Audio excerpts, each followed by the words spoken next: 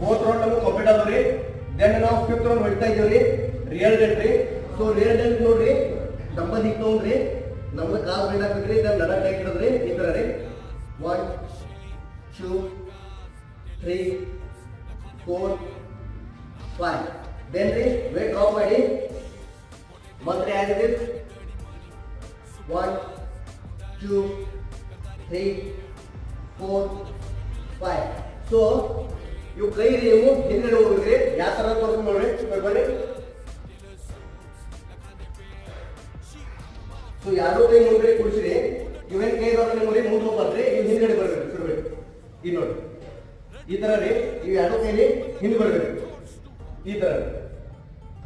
So ಇದು 3 3 4 to 3 round ಮಾಡ್ರಿ. Drop set ರೀ 10 kg 7 kg ಮತ್ತು 5 kg ರೀ. ಸೊ ಇಲ್ಲಿ ನಮ್ಮದ್ರಿ 5 ರೌಂಡ್